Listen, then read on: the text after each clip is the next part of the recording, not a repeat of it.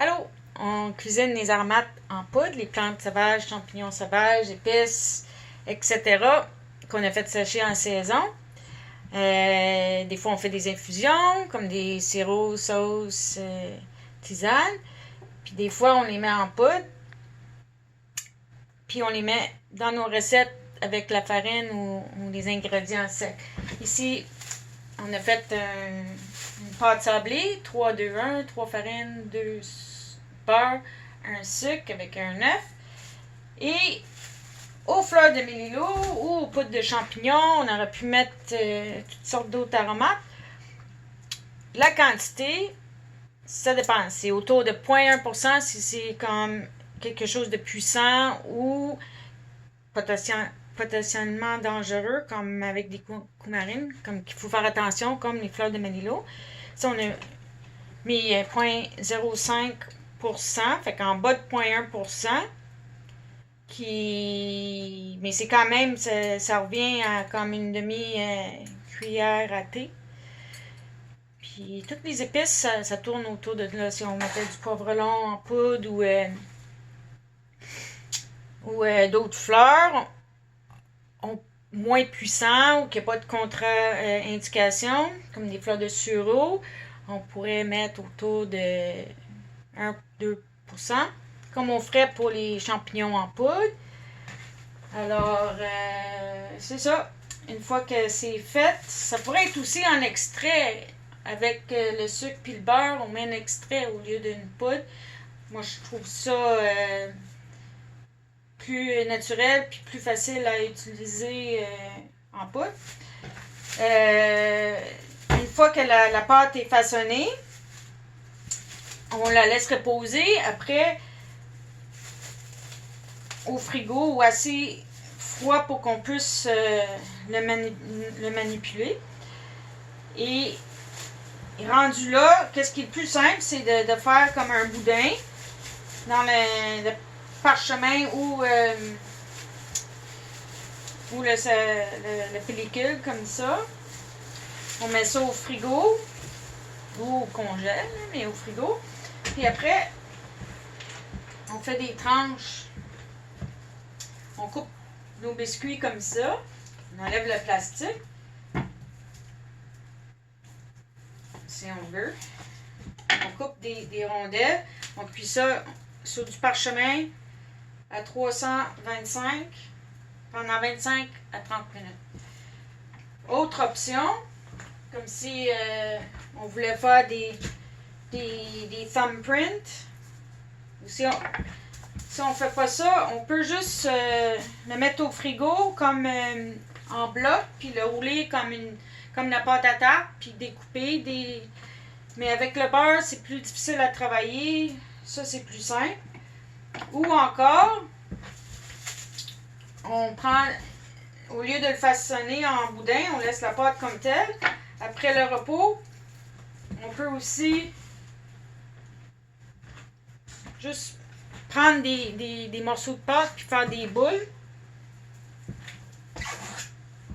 On met ça sur notre parchemin, puis on les écrase avec notre pouce, puis on met un peu de confiture. Moi, j'aime ça. Je le ferai pas avec des sablés aux champignons, mais au mélilo, avec des petits fruits, c'est très bon. Ou n'importe quelle autre fleur. Puis ça fait des petits sablés remplis de confiture. Fait que ça, c'est trois façons d'utiliser notre pâte à sabler. Une belle recette pour faire sortir des arômes vu qu'il y a du beurre. Un autre...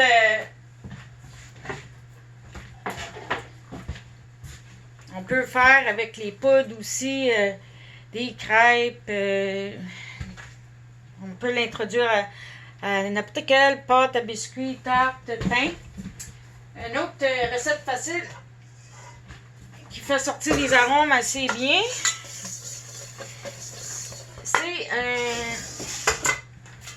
on appelle ça en anglais un quick bread.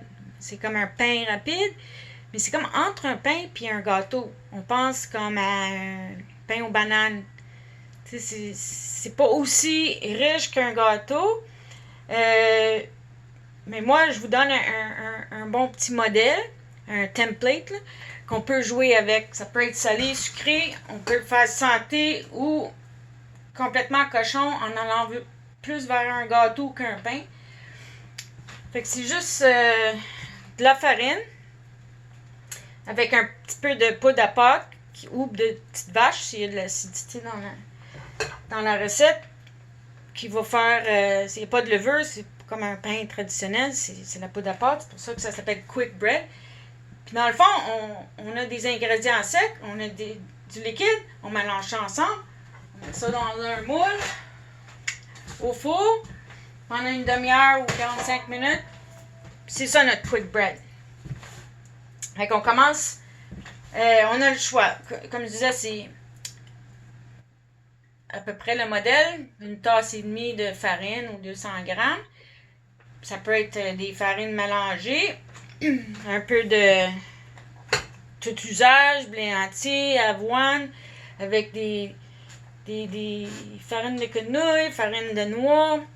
Bref, un mélange de farine, une tasse et demie de farine, avec à peu près 3/4 à une tasse de lait, yogourt, purée de fruits en liquide, 1 à 2 œufs,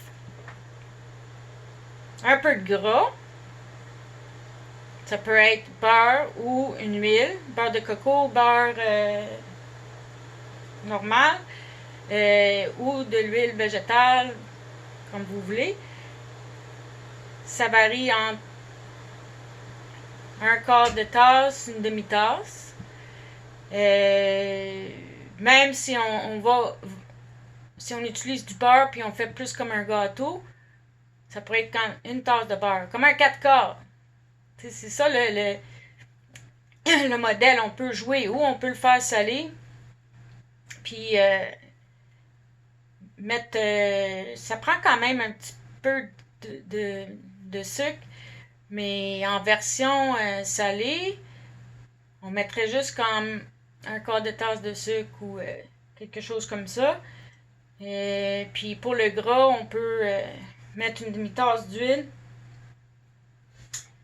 Puis il y a 1 œuf, 2 œufs, 3 œufs qui lient tout ça ensemble.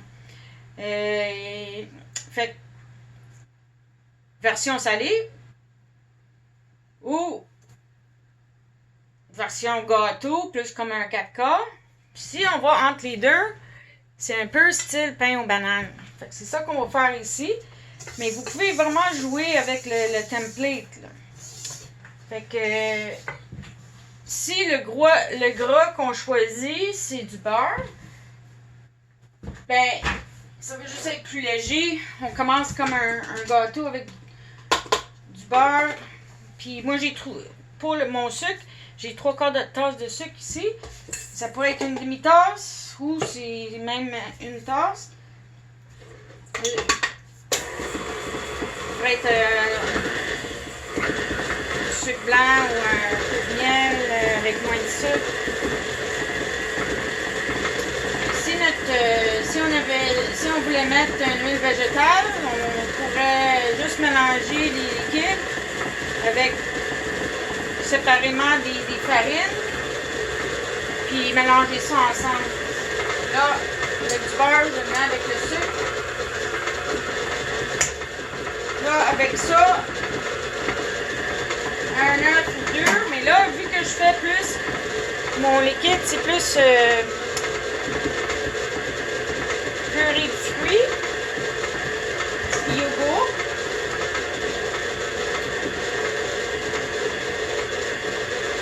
Ici, j'ai des yogourts locaux qu'on pourrait jouer avec. Moi, j'aime ça mettre du yogourt. Mais ça pourrait être du lait, du beurre. Une tasse de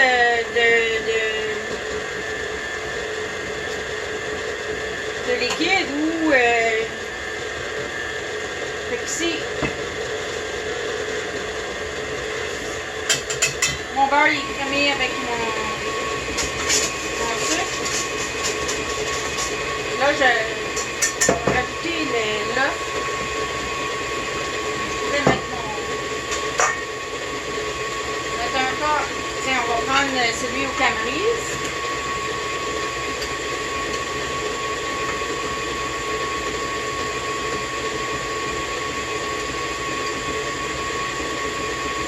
Genre de tasse. Avec le purée de fruits. Tout mélanger ça ensemble, je vais rajouter ça.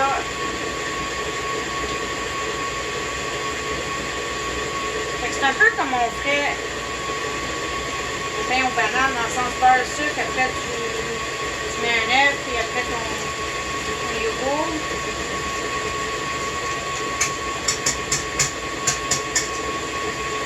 Là, on peut introduire.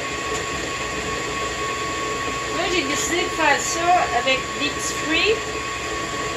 Fait que je vais mettre un petit peu de fleurs de mélilo. Mon purée de fruits, c'est des pommes, ça peut être pommes, pois, bananes. Là, on essaie de cuisiner plus local.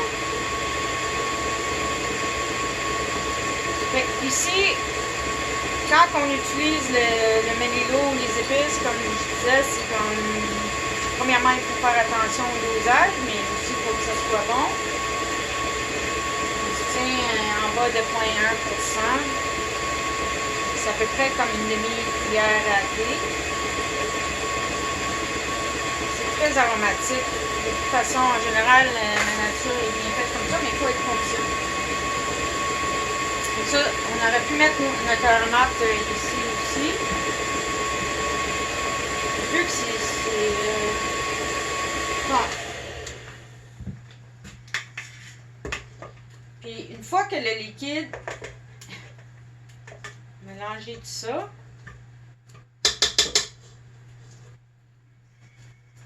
Ça va mieux si les ingrédients sont à température pièce. Fait que je vais vous partager la recette. Ça te donne des paramètres à jouer. Puis vous pouvez explorer et utiliser toutes vos épices royales, vos fleurs, vos petits fruits, les noix. Une fois que ça c'est homogène, on ajoute notre farine. Puis encore, vu que c'est comme un peu comme un gâteau plus qu'un pain, on veut que ça soit tendre. On ne veut pas développer de gluten. Fait qu'une fois qu'on rajoute ça, il faut vraiment le plier, mélanger jusqu'à temps que ça soit homogène sans plus. Puis vers la fin aussi, si on veut mettre des noix, des fruits séchés, ben, des pépites de chocolat, c'est à la fin.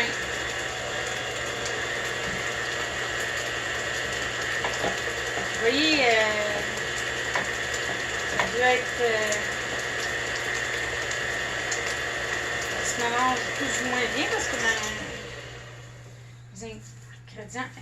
Mon beurre, il était de température pièce, mais ça doit être l'œuf ou le purée de fruits un peu trop froid. C'est l'hiver.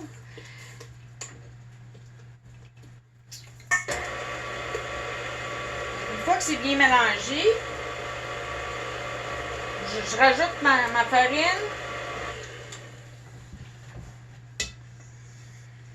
jusqu'à temps que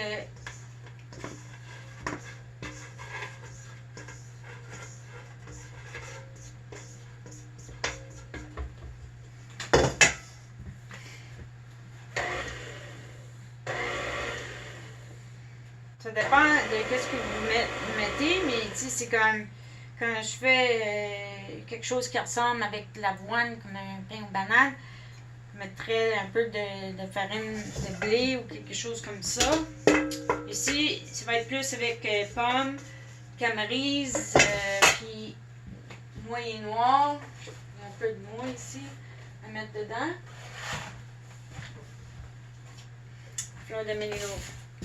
Mon petit fruit, noix et fleurs de mélilo. Ça, on veut le mettre comme à la fin. Une fois que ma pâte commence à ressembler, il reste un peu de farine, mais c'est pas mal mélangé. Là, je peux mettre mes petits fruits puis mon mélange de noix. Jusqu'à temps que c'est bien mélangé, mais sans trop. On peut toujours faire ça à la main aussi. Surtout si notre gras était de l'huile. Là, c'est vraiment facile de faire notre mélange de liquide. Puis ça fait comme un petit quick bread gâteau. Rose, on met ça dans une meule beurrée.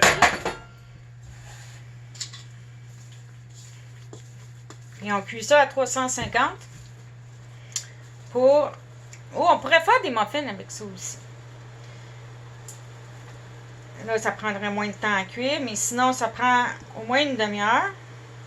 Peut-être plus 45 minutes.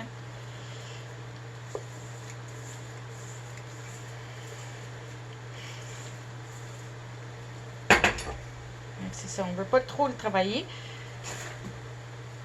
On met ça au four pendant 1 heure à 350. On commence à vérifier après 30 minutes. Jusqu'à temps qu'un couteau sort propre et un quick bread aux pommes, camerise, noyer noir et mélilo. Vous pouvez vous amuser avec ce modèle-là. C'est bon aussi avec chocolat, poivron, juste aux champignons, avec de la poudre de champignons, et des fois je mets des champignons confits. Bref, il y a beaucoup de possibilités avec les aromates en poudre, avec ou aussi à la fin, la garniture, les fruits séchés, les noix, on peut jouer là aussi. Là, on va faire d'autres pains, d'autres gâteaux, mais ça, c'est vraiment très simple.